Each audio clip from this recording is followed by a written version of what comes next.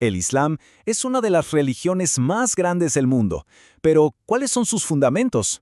Bueno, en este análisis vamos a desglosarlos, a entender sus pilares. Ok, para entender bien de qué va el Islam, vamos a hacer un recorrido por 5 áreas clave. Empezaremos con la revelación del profeta, luego veremos la fe y sus pilares, nos meteremos con la ley, la Sharia, entenderemos la gran división que marcó su historia y, finalmente, exploraremos el corazón místico del sufismo. Listo. Empecemos por el principio, el origen de todo, la vida del profeta Mahoma y ese mensaje divino que recibió.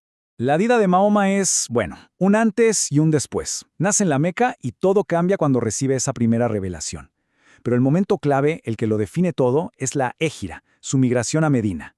Ojo, esto no es solo un viaje, es el nacimiento del calendario musulmán y de la primera comunidad islámica como tal. Y aquí, en esta genealogía, vemos de dónde venía el profeta, su linaje dentro de la tribu Quraysh.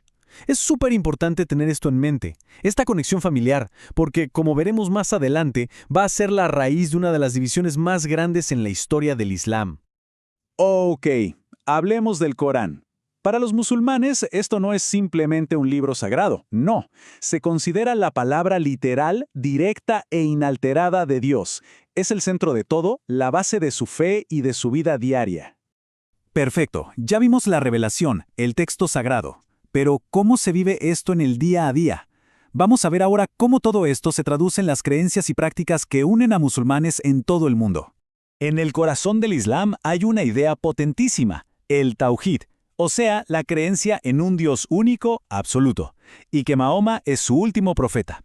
Esta declaración es la base de todo lo demás, y hay que pensar que en ese momento, en la península arábiga, esto fue una ruptura total con el politeísmo que dominaba la región.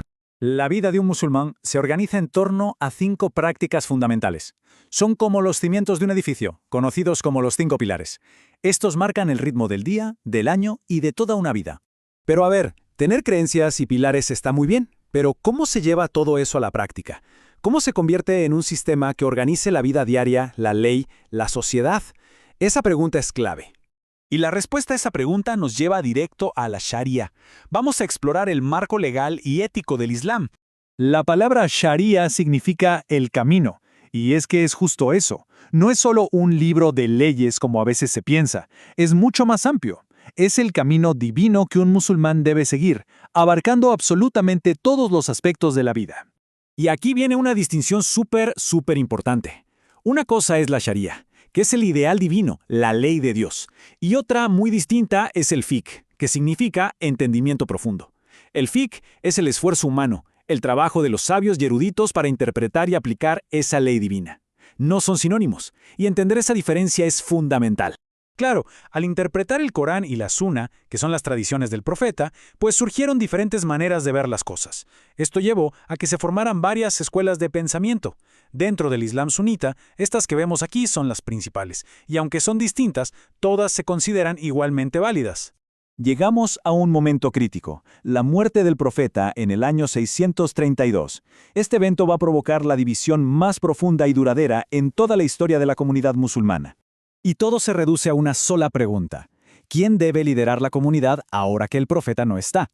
Parece simple, pero esta pregunta sobre la sucesión fue la chispa que encendió todo. Abrió un debate enorme sobre la autoridad, el liderazgo y la propia naturaleza de la comunidad. Y de esa pregunta surgieron 2 respuestas totalmente opuestas. Por un lado, la visión sunita. El líder, el califa, debe ser alguien calificado y elegido por consenso de la comunidad. Por otro lado, la visión chiita. El liderazgo es un derecho divino que le pertenece a la familia del profeta, empezando por su yerno, Ali. Esta diferencia es la que define la división hasta el día de hoy. Este árbol genealógico nos muestra visualmente la línea de sucesión que es central para el Islam chiita. Cada imán es considerado un sucesor infalible y todos son descendientes directos de la familia del profeta. Para ellos, el linaje es lo que cuenta. Pero el Islam no es solo doctrina y ley. Hay también una dimensión mística, muy profunda, que vamos a explorar ahora, el sufismo. Hay un antiguo dicho sufí que lo resume todo. Busqué verlo con mi corazón, él dijo, me verás con tu corazón. Justo ahí está la esencia del sufismo. Se trata de una búsqueda personal, espiritual, de una experiencia directa con lo divino, más allá de los rituales.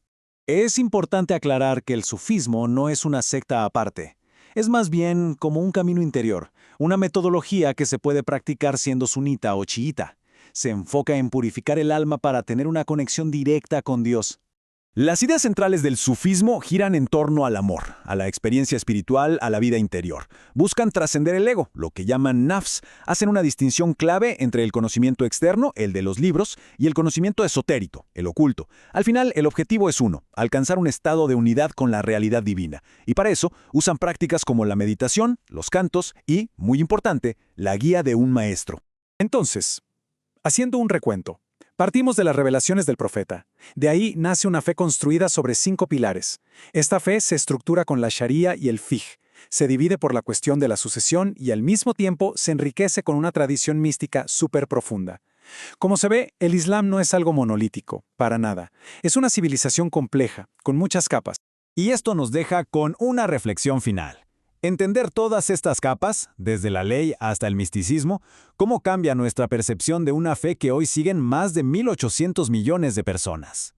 Comprender esta diversidad interna, esta profundidad histórica, cómo nos ayuda a ver distinto una fe global que no solo moldeó la historia, sino que sigue definiendo el presente para una parte enorme de la humanidad.